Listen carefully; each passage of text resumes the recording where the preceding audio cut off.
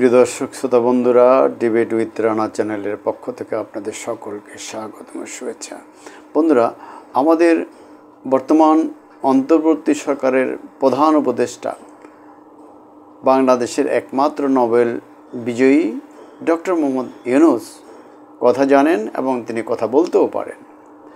তিনি আজ পুলিশ সপ্তাহ 2025-এর উদ্বোধন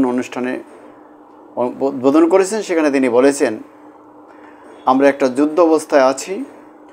অশুভ শক্তি আমাদের স্বপ্ন ঐক্য ভেঙে দিতে সর্বোচ্চ শক্তি নিয়ে চেষ্টা করছে। একে প্রতিহত করতে পুলিশকে সজাগ থাকতে হবে। তিনি বলেছেন, চলতি বছরের ডিসেম্বর অথবা আগামী বছরের জুনের মধ্যে নির্বাচন অনুষ্ঠিত হবে। সেই নির্বাচন যেন সুষ্ঠু হয়, সেজন্য পুলিশের ভূমিকা খুবই গুরুত্বপূর্ণ।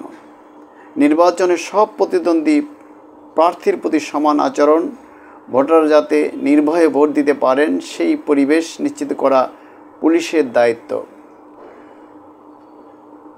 মঙ্গলবার অর্থাৎ 29 এপ্রিল সকালে রাজারবাগ পুলিশ লাইনে তিনি পুলিশ সপ্তাহের এই উদ্বোধন করেন এবং সেখানে বক্তৃতা করেন।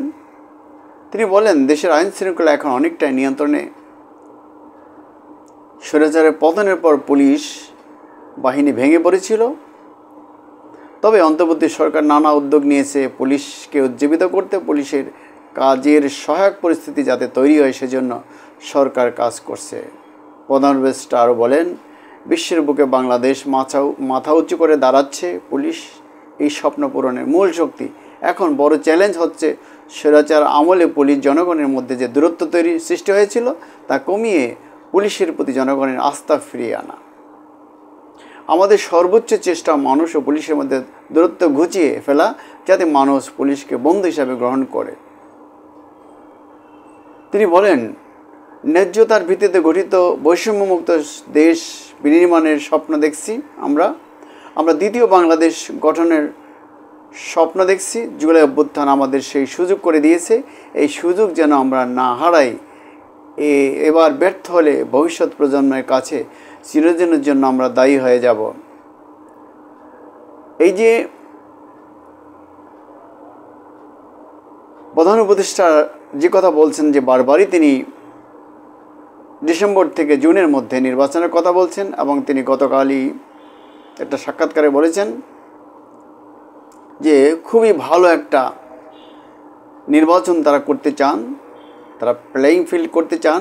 কিন্তু বিএনপি সহ কিছু দল আমরা দেখছি আর কি, এটা ওনার কথা না, এটা আমরা দেখছি যে বিএনপি গতকালও দাবি করেছে যে তাদের সঙ্গে 50টি রাজনৈতিক দল ডিসেম্বরের আগে নির্বাচনের কথা বলছে। এদিকে আমরা দেখছি জামাতে ইসলামী, চরমনাই পীর সাহেবের দল, ইসলামী শাসনতন্ত্র আন্দোলন এবং নুরুল হক নুরের নেতৃত্বাধীন গণ অধিকার পরিষদ জাতীয় সংসদ নির্বাচনের আগে স্থানীয় সরকার নির্বাচনের কথা বলছে, জোর দিয়ে বলছে তারা। এদিকে আমরা ছাত্রদের নবগঠিত দল এনসিপি স্থানীয় সরকার নির্বাচন, সংবিধান পরিবর্তন, শেখ হাসিনা এবং আওয়ামী লীগের বিচার ইত্যাদি দাবি করেছে এবং তারা বলছে যে কোনো সংস্কার ছাড়া কোনো নির্বাচন দেশে হতে দেয়া হবে না। এদিকে প্রধান উপদেষ্টা গতকাল আরেকটা সাক্ষাৎকারে বলেছেন যে এদেশে মানুষ মনে করে বর্তমান অন্তর্বর্তী সরকার ভালো করছে এবং তারা এই সরকারকে চলে যেতে বলছে না। অর্থাৎ এই যে, এবং আগেই আমরা জানি যে স্বরাষ্ট্র উপদেষ্টা বলেছিলেন যে মানুষের মুখে তারা শুনতে পাচ্ছে যে তারা এই সরকারকে 5 বছরের ক্ষমতায় দেখতে চায়। আমরা নানা সূত্র থেকে জানতে পারছি, দেশি বিদেশি মিডিয়া, সোশ্যাল মিডিয়ায় এই সরকারকে 5 থেকে 10 বছর ক্ষমতায় থাকার জন্য উদ্যোগ চলছে। ইভেন প্রধান উপদেষ্টাকে দেশের প্রেসিডেন্ট করে হলেও ভবিষ্যৎ সরকার রাখার উদ্যোগ চলছে, চিন্তা চলছে, কথা বলা হচ্ছে। প্রধান উপদেষ্টার কথাবার্তা আমরা সে ধরনের ইঙ্গিত পাচ্ছি। অর্থাৎ ডিসেম্বর থেকে জুনের মধ্যে যে নির্বাচন হবে সেটা খুবই ভালো নির্বাচন হবে উনি বলছেন, কিন্তু এখন পর্যন্ত তিনি নির্বাচনের কোনো সুনির্দিষ্ট রোডম্যাপ ঘোষণা করেননি, যেটা বারবার বিএনপি সহ 50টি দল বলে আসছে যারা আন্দোলন করছে স্বৈরাচারের বিরুদ্ধে। ফলে অনেকেই বলছেন যে এই নির্বাচনটা আসলে যাই বলা হোক না কেন অনিশ্চিত। যেখানে স্থানীয় সরকার নির্বাচনের কথা আগে বলা হচ্ছে, যেখানে বিশ্ববিদ্যালয়ের যে সংসদগুলো নির্বাচনের কথা বলা হচ্ছে,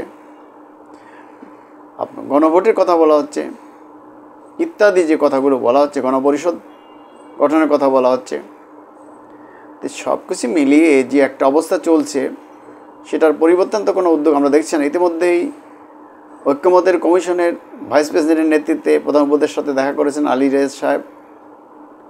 তিনি কী কথা বলেছেন আমরা জানতে পারিনি, তবে অবশ্যই অগ্রগতি, আলোচনার অগ্রগতি, রাজনৈতিক দলগুলির সাথে যে আলোচনা চলছে তার অগ্রগতি নিয়ে কথা হয়েছে। দলগুলি তো বলছে যে যেই পর্যন্ত দলগুলো ইতিমধ্যে ঐক্যমতের কমিশনের সঙ্গে একমত হয়েছে সেই সংস্কারগুলো তো শুরু করে দেওয়া যায়, আরও আগেও শুরু করে দেওয়া যেত, কারণ এই সরকারের সেগুলো করার ইখতিয়ার আছে। কিন্তু যেই পরিবর্তনগুলো, সংস্কারগুলো নির্বাচিত সরকারের বা নির্বাচিত সংসদে অনুমোদন লাগবে, সেগুলি কেবল পরবর্তী সরকারের জন্য রেখে দেওয়া।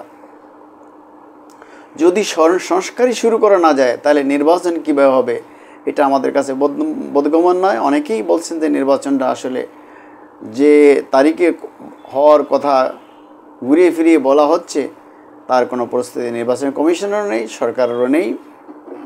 ফলে নির্বাচনের বিষয়ে একটা অনিশ্চয়তা কিন্তু থেকেই যাচ্ছে। পাশাপাশি যেহেতু এই সরকারের ক্ষমতা থাকার যে মেয়াদটা সেটা নিয়ে বিতর্কিত কথাবার্তা বলা হচ্ছে। 5, 7, 10 বছর আমরা জানি আমাদের প্রধান উপদেষ্টার বয়স 85-86 বছর হয়ে গেছেন। তিনি কিভাবে আর 10 বছর ক্ষমতা থাকবেন, কী ওয়েতে থাকবেন, জনগণের ম্যান্ডেট এখানে প্রয়োজন আছে কিনা এটা আমরা বুঝতে পারছি না। সরকারের ইচ্ছা এটা হচ্ছে কিনা, এই ধরনের কথাবার্তা আসছে কিনা তা আমরা বুঝতে পারছি না। তবে আমরা মনে করি যে অবিলম্বে একটি গ্রহণযোগ্য ফেয়ার নির্বাচন দরকার, যে নির্বাচনের মাধ্যমে একটি নির্বাচিত সরকার ক্ষমতা আসবে এবং নির্বাচিত সরকারের উপরে কিছু দায়িত্ব চাপিয়ে দিতে হবে যাতে তারা সংস্কারকে এড়িয়ে যেতে না পারে। এই বিপ্লবের মধ্যে দিয়ে যে আকাঙ্ক্ষা তৈরি হয়েছে সেই আকাঙ্ক্ষা অনুযায়ী কোনো স্বৈরাচার যাতে আর ফিরে আসতে না পারে, দেশের ভিতরে যাতে কোনো স্বৈরাচার তৈরি না হয়, এবং সর্বোপরি সমতার ভিত্তিতে একটি দেশ যেখানে বৈষম্য থাকবে না। কিন্তু বৈষম্য দূর করার কোনো উদ্যোগ এই সরকারের মধ্যে আছে বলে আমরা দেখতে পাচ্ছি না। শুধু কথার ফুলঝুরি, কথার জাদুকরি, আমরা এগুলো চাই না। অতীতে দেখেছি আমরা এগুলো বলেই স্বৈরাচার সৃষ্টি করা হয়েছে, মহামানব সৃষ্টি করা হয়েছে। সেই মহামানব কিন্তু কোনো ভালো কিছু করে যেতে পারেননি। ফলে এই দেশের মানুষ আসলে ভোটের মাধ্যমে একটি নির্বাচিত সরকার চাই। সেই সরকারটা আগের সরকারগুলোর মতো মানুষের সাথে আচরণ করবে না। তারা পুলিশও আগের সরকারের মতো মানুষের সাথে যেসব স্বৈরাচারী আচরণ করে, পুলিশ মানুষের সাথে খারাপ আচরণ করে, সেগুলো করবে না। তারা মানুষের সাথে অত্যন্ত বিনয়ের সঙ্গে আচরণ করে। সরকার, পুলিশ সহ যতগুলি বিভাগ আছে, আমলা, অতএব আমরা চাই বিনয়, আমরা চাই ভদ্রতা, আমরা চাই সভ্যতা, শান্তি, উন্নতি, সমৃদ্ধি, সাম্য, কল্যাণ ইত্যাদি।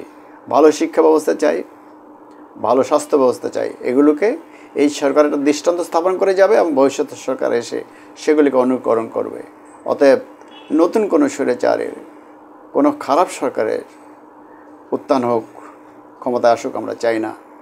সে লক্ষ্যে সকালে কাজ করতে হবে, জনগণকে ঐক্যবদ্ধ থাকতে হবে স্বৈরাচারের প্রতিরোধে।